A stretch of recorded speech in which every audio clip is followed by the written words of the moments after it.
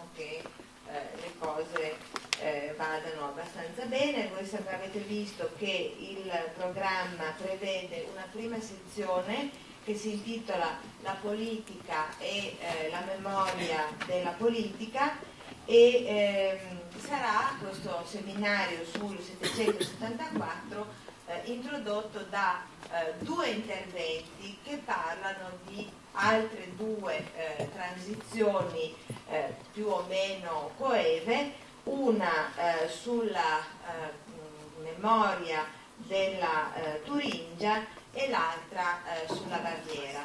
Allora chiamo subito la professoressa Régine Lejean dell'Università Sorbona di Parigi per il suo intervento.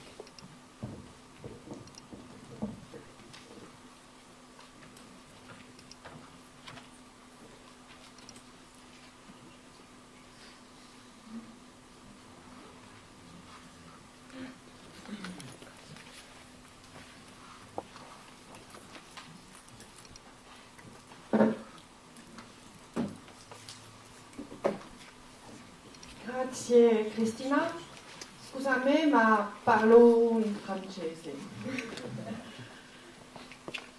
della Thuringia. Il peut sembler paradoxal de parler de la Thuringe dans une rencontre qui est consacrée à 774, la fin du royaume lombard, et aux transitions qui ont suivi les conquêtes carolingiennes des années 770-780. Les Thuringiens, en effet, ne sont même pas cités par les Annales Metenses Priores dans la liste des peuples du royaume franc dont les principes avaient rejeté le pouvoir des Francs au début du 8e siècle et qu'il a fallu soumettre. Les Saxons, les Frisons, les Alamans, les Bavarois, les Aquitains, les Vascons et les Bretons. Comme si le sort des Thuringiens était depuis longtemps réglé par les Francs. Les Thuringiens, en effet, avaient eu des rois et un royaume, mais ce royaume avait été anéanti par les rois francs Thierry et Clotaire en 531-534, au VIe siècle donc. Le cœur du royaume thuringien était alors situé dans l'actuelle plaine de Thuringe, la vallée de l'Unstrut, une rivière qui se trouve au milieu de cette plaine de Thuringe, mais il s'étendait alors sur une vaste région qui couvrait à l'ouest la Hesse, au nord l'actuelle Saxe et au sud le nord de la Bavière. Après la défaite des Thuringiens, des groupes de colons slaves se sont avancés vers l'ouest, tandis que les Saxons occupaient la partie occidentale et septentrionale de l'ancien royaume. Jusque 630, il n'y a pas eu de duc en Thuringe, les Francs, les Mérovingiens, semblant contrôler de très loin cette région. Le danger qu'a constitué les Slaves et Samos ont conduit Dagobert, au début du 7e siècle, à installer un duc, un dux in Thuringia. Ce duc se nomme Radulf, sans doute d'origine franque. Celui-ci s'est bientôt opposé au roi mérovingien Sigebert III, ainsi qu'aux Pipinides. Et en 639, Frédégaire nous dit qu'il a construit une fortification de bois et de terre sur une colline et que, allié aux gens de Mayence, il a fait subir à l'armée franque une grave défaite. Il aurait, selon le chroniqueur, envisagé de se proclamer roi. Ce qui nous intéresse ici, c'est que les liens entre les grands de Mayence, donc de la Rhénanie, et la Thuringe, au 7e siècle, attestent déjà l'existence d'un espace franco-thuringien. Un demi-siècle plus tard, sous le pontificat du pape Jean V, entre 685 et 686, un missionnaire irlandais, Kilian, séjourne avec ses compagnons dans un castellum, le castellum de Würzburg, sur le Main, où régnait alors, dit le chroniqueur, un duc nommé Cosbert. On peut voir en lui un descendant du duc Radulf des années 630. Il y a alors un duché, et ce duché est centré plus à l'ouest, autour de Würzburg, dans ce qui est actuellement la Franconie, mais qui était appelée alors la Hesse. Le pouvoir du duc s'étendait aussi sur l'ancienne Thuringe, plus à l'est. L'auteur de la Passio Kiliani, qui écrit au IXe siècle, dit que le duc Cosbert et les siens auraient été païens, ce qui ne les a pas empêchés d'accueillir le missionnaire et de se convertir. Bien sûr, le duc assassine un peu plus tard le missionnaire qui voulait qu'il renvoie son épouse parce qu'elle était la veuve de son frère, ce qui est classique. Un peu plus tard, la Vita Bonifazii et la Passio Kiliani dressent un sombre portrait du successeur du duc Cosbert. Il s'appelait Eden. Le duc Eden imposait, disent-ils, un pouvoir tyrannique et accueillait des chrétiens, mais des chrétiens déviants. Pourtant, on sait que le duc, dont l'épouse, nommée Théodrada, était probablement franque et apparentée à un duc franc nommé Théodarius, et peut-être à l'épouse de Pépin de Plectrude, Eden donc était chrétien. Il avait fait venir Willibrord, le missionnaire anglo-saxon, en Thuringe. Il lui avait offert d'importants biens en 704. Willibrord, après la fondation du monastère d'Echternach en 706, revint en Thuringe en 717, peut-être encore à la demande du duc, qui menait alors une politique comparable à celle du duc de Bavière, Théodon, et qui souhaitait mettre en place des évêchés, une structure ecclésiastique pour renforcer son pouvoir. Le duc projetait certainement, d'après les sources, de construire un monastère à Hamelburg, un centre de son pouvoir. Monastère qui serait placé sous le pouvoir de Willibrord. Selon la Vita Bonifazii, écrite par son disciple en 778, les seniores plebis, populique principes, rejetèrent alors le dominium du duc. En fait, la montée en puissance de Charles Martel et sans doute des rivalités au sein de l'élite thuringienne avaient précipité la chute du duc Eden. Probablement vers 719-720, avant le premier passage de Boniface dans ces régions. Désormais, il n'y aurait plus de duché dans ces régions thuringiennes. La transition qui suivit la chute du duché semble s'être faite sans heurts, en particulier, en tout cas pour autant que nous le sachions. En 743, Carloman, fils de Charles Martel, qui dominait ces régions, qui avait reçu ces régions en héritage, donne à Boniface la forêt Buconia pour fonder le futur grand monastère de Fulda. L'acte conservé est une copie, mais il cite parmi les témoins des préfecti, c'est-à-dire des grands, parmi lesquels on va retrouver des viri magnifici, dont il est question vers 750, dans une lettre que le pape Zacharie leur adresse pour leur rappeler qu'ils doivent s'adresser à l'évêque de leur diocèse pour ordonner les prêtres de leurs églises et pour consacrer les abbés et les abbesses de leurs monastères familiaux. Il y a par exemple un dénommé Troande qu'on va retrouver plus tard. Alors on a pu montrer que ces personnages, les personnages dont il est question, à la fois dans l'acte de fondation de Fulda et dans la lettre du pape Zacharie, avaient pour certains fait partie de l'entourage des ducs de Hesse-Thuringe, des ducs édenides, jusqu'à la chute du duché, et que cette partie de l'élite dirigeante s'était ralliée à Charles Martel, puis à son fils Carloman, tout en restant largement autonomes. Ces familles, probablement d'origine franque, certaines d'entre elles suivent le droit franc, s'inséraient dans des réseaux implantés dans la Thuringe, mais aussi en Bavière et jusqu'au rang moyen, comme l'ont montré Wilhelm Stürmer ou Wolfgang Metz. Il faut donc renoncer pour ces régions à l'idée d'une brutale francisation qui aurait entraîné le remplacement brutal d'une élite par une autre après la chute du duché de Würzburg.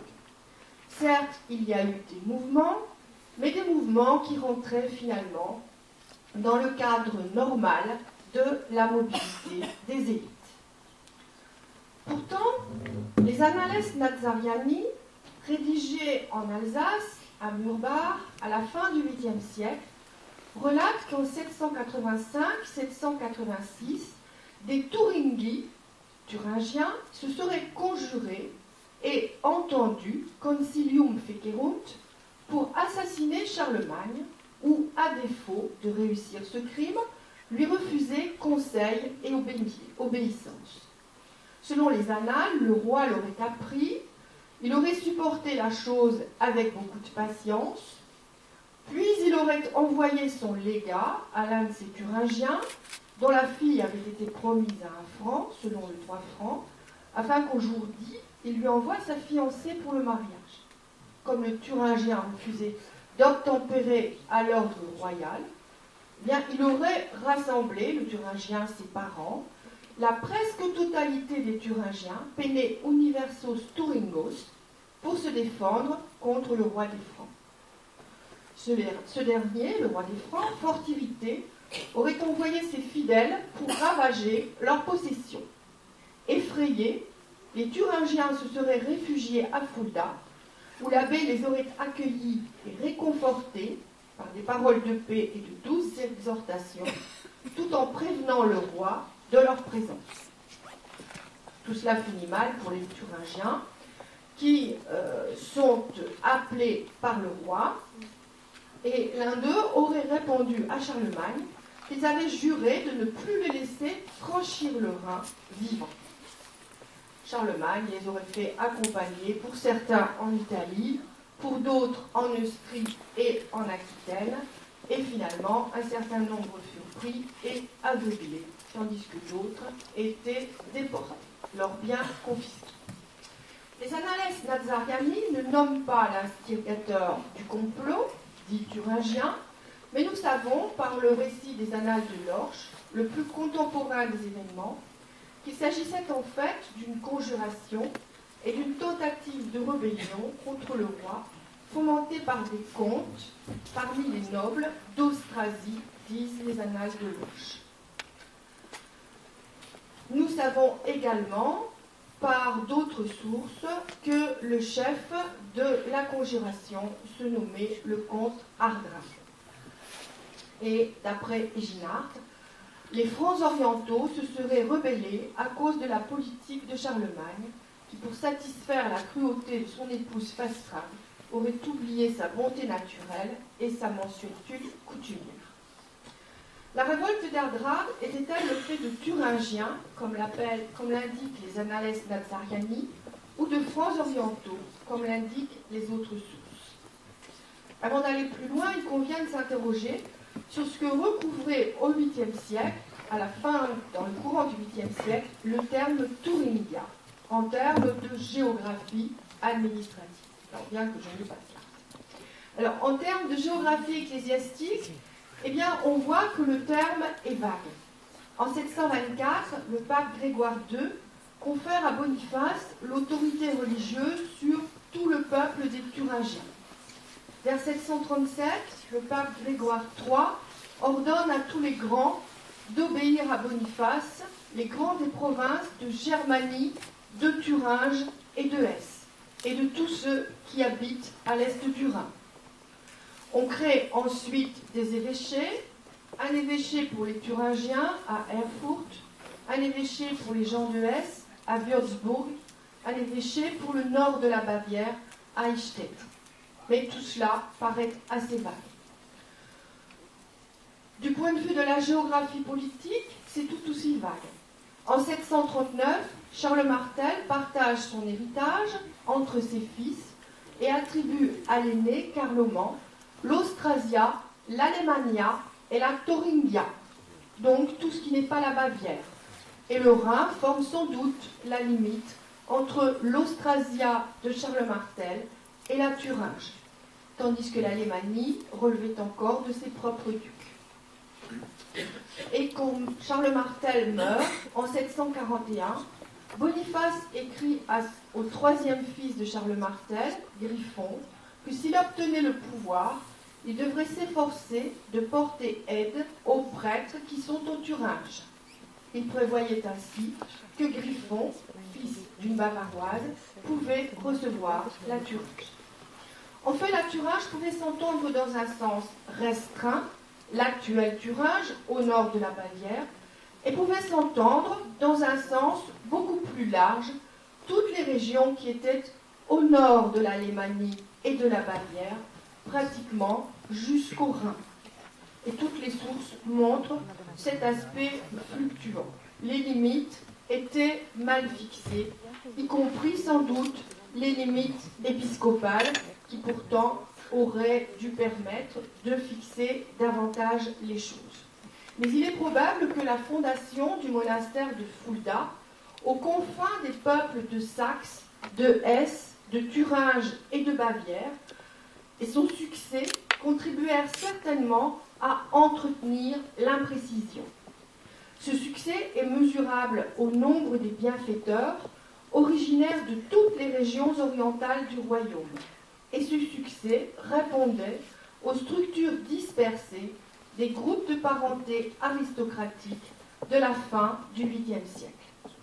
Du point de vue de la géographie, politique, ecclésiastique et religieuse, il n'y avait donc pas nécessairement contradiction entre les annales de l'Orche qui situaient les événements en Austria, c'est-à-dire de ce point de vue à l'est du Rhin, et le récit des Annales Nazariani, dans lequel le Thuringien menace d'empêcher Charlemagne de franchir le Rhin. Que savons-nous des chefs de la conjuration? Étaient-ils thuringiens? Étaient-ils francs? Ils faisaient partie de l'élite comtale des régions situées à l'est du Rhin, et même du sommet de l'élite dirigeante. Hardrad se rattache à un groupe que l'on qualifie, pour faire simple, de Routard Hardrad, dont on sait qu'il était lié au comte Varin, un des plus puissants agents de Charlemagne dans les régions orientales, qu'il était lié au groupe d'Émiltes fondatrices de Mils, aux Matonides et aux Géroldides. La fille du comte Hardrad a épousé ensuite le comte de Sens, Meginarius, et leur fils, Reginarius, a suivi le roi Bernard d'Italie dans sa révolte en 817, comme le rappelèrent ensuite les annales royales. A priori, les conjurés de 785-786 appartenaient donc à des groupes francs, dont on a pu démontrer qu'ils étaient implantés dans toute cette vaste région, allant de l'Alsace à la Bavière, en passant par le Rhin moyen, la Hesse et la Thuringe. Le groupe des Hardrad-Routard était étroitement lié à Würzburg et à Fulda. Or, Würzburg et Fulda avaient été deux des centres de pouvoir du duché et de Nide. On voit qu'en 762-763, un Albertus fait avec son épouse, Wadlow, une donation de biens à une dizaine de kilomètres au sud-ouest d'Amelbourg, dont j'ai dit tout à l'heure que c'était un centre de pouvoir du duc Eden. Il fait cette donation par les mains de l'abbé de Fulda-Sturm et de l'abbesse Wadlow. La charte est rédigée in villa publica à Geldersheim. L'évêque de Würzburg, Mégingaud, frère du comte Mathot, est témoin des donateurs. La donatrice était certainement une nièce de l'évêque de Würzburg et de l'abbesse. Parmi les témoins du couple donateur, il y a un roi d'Arde qui est certainement apparenté au comte Hardrad de 785. On trouve également de ces personnages dans l'élite dirigeante de cette région. On trouve même un Ardrar qui fait une donation à Fulda avant 779, le nom apparaissant dans un diplôme de Charlemagne sous la forme Ardratius en 781. Il s'agit très probablement du personnage qui prend la tête de la conjuration en 785-786. On se trouve donc dans le milieu de l'élite implantée aux confins de la Thuringe, de la Franconie, de la Bavière et très liée à Fulda dans les années 760-780. On peut se demander si ces groupes entretenaient une mémoire thuringienne qui aurait été porteuse d'identité. Il y a une mémoire thuringienne. La mémoire du royaume thuringien, détruit par les Francs et les Saxons, reparaît sous une forme épique chez Widukind de Corvailles au début du Xe siècle, mais cette fois pour célébrer la victoire des Saxons qui avaient été associés aux Francs dans la défaite des Thuringiens. Mais au sein de certains groupes d'élite du 8e siècle, la mémoire thuringienne était certainement entretenue à travers la dénomination. On le voit au début du 8e siècle dans la famille ducale elle-même. Éden II et son épouse Théodrada, quand ils font un acte de donation à Willibrord, font confirmer cet acte par leur fils. Or, leur fils est nommé Turing. Turing, un nom qui, bien entendu, sonne haut l'origine thuringienne, puisqu'il s'agit du nom du peuple lui-même. Le fils d'Éden n'était pas le seul à porter un nom thuringien. Le comte rhénan Rupert et son épouse Wilisbild, la fondatrice de l'Orche en 764, autre grand futur monastère royal, nommèrent également un fils, Turingbert. Ce fils est probablement né sous Charles Martel. Leur nom rappelait l'origine thuringienne de la famille de Wiliswin. Wiliswin avait pour sœur une nommée Mataswinda, nom porté au VIe siècle dans la famille des Amal. Or, à la suite du mariage d'Amalaberg avec le roi des Thuringiens Herminafrid, des noms Amal étaient passés chez les Thuringiens. Ces noms attestent certainement une volonté d'entretenir une mémoire identitaire à forte charge symbolique dans des familles qui avaient été ralliées aux Pupinides, qui s'étaient ralliées aux Pupinides, mais pas toujours facilement.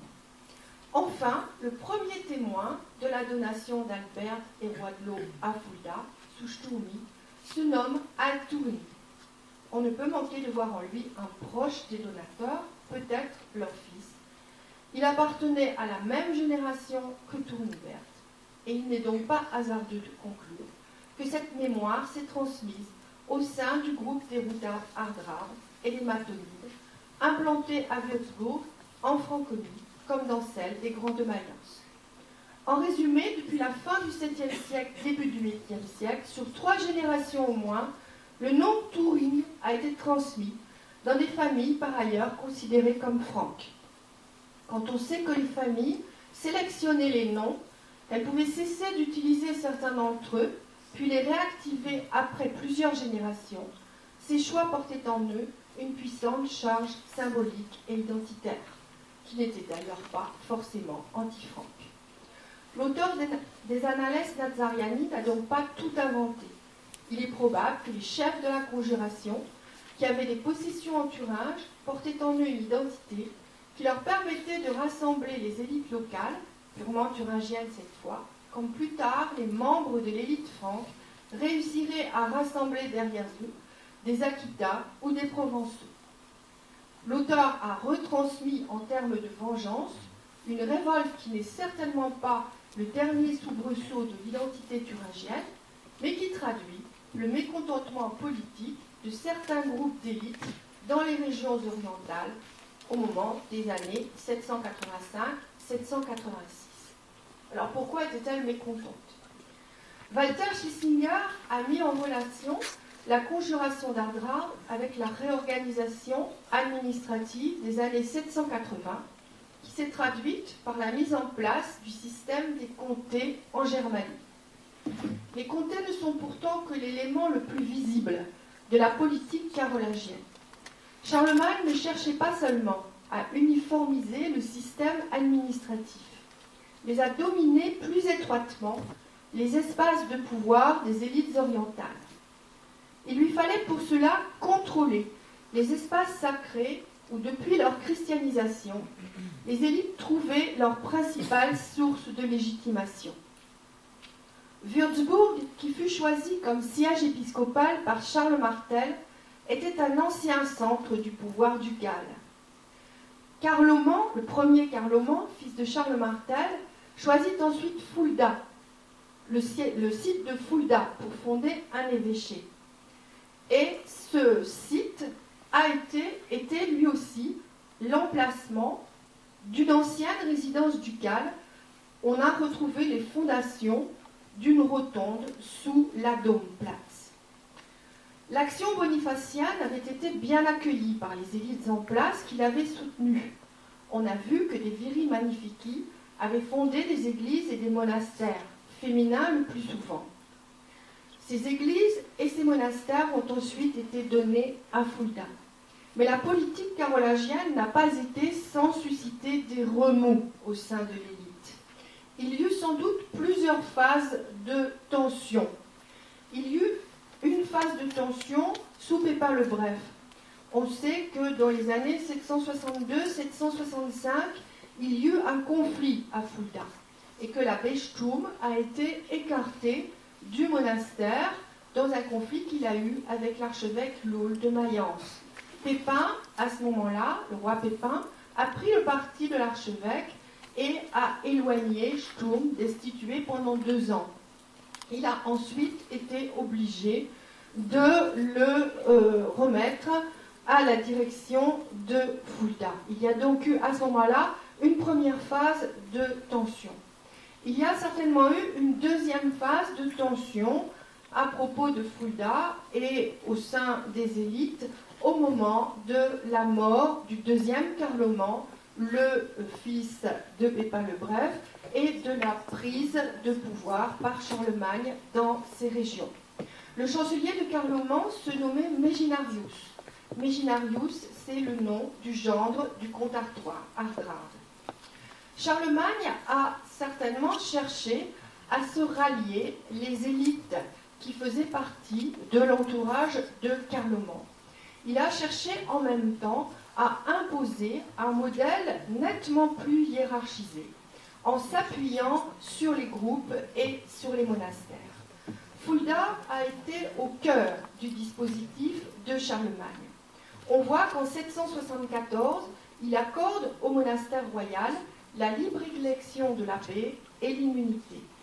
Il lui fait ensuite toute une série de donations importantes, de donations fiscales, dont les salines de Zoden qui sont situées sur la Vera, et surtout, en 777, il lui concède Hammelburg sur la Saalfranc, dont j'ai dit tout à l'heure que ça avait été un centre du pouvoir ducal.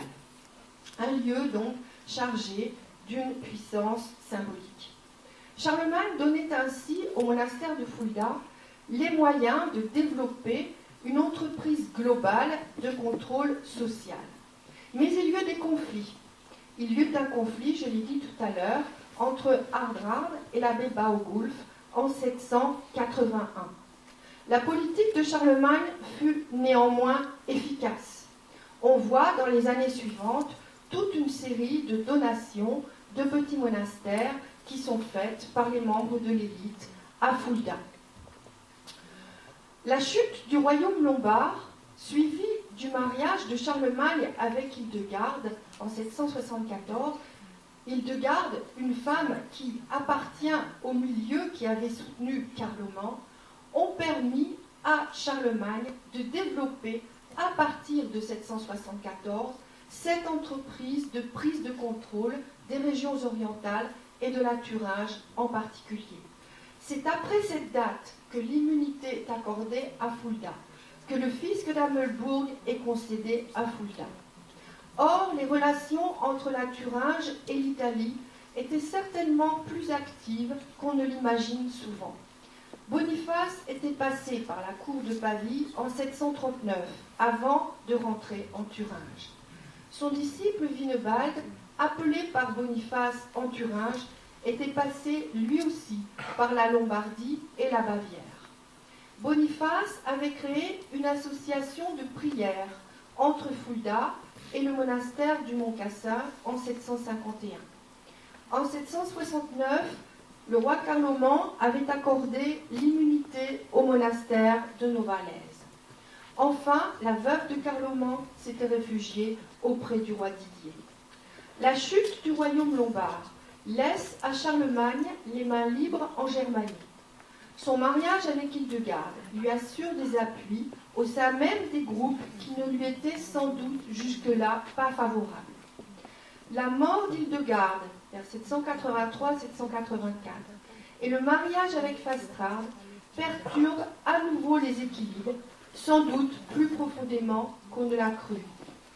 Les Annales Nazariani apportent des éléments qui vont dans ce sens, puisqu'elles rapportent que les conjurés se réfugient à Fulda, mais que l'abbé Baugulf, nouvel abbé depuis 781, prévient Charlemagne de leur présence, en quelque sorte les livre à Charlemagne. Cela confirme les tensions créées dans ces années-là par la politique et les méthodes de Charlemagne. Politique et méthodes qui perturbent les mécanismes traditionnels de l'échange en instaurant de nouveaux espaces de pouvoir, de nouveaux groupes élitaires favorisés qui donc perturbent tous ces équilibres.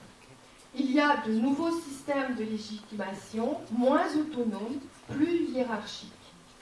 Quels qu'aient été les mobiles personnels d'Ardra, les troubles traduisent une réaction contre la politique de Charles dans les années 780 et le renversement d'un certain nombre d'alliances. Il n'y eut donc ni conquête, ni effondrement politique de la Thuringe. Une longue transition depuis le début du 8e siècle, avec des accélérations et des tensions périodiques.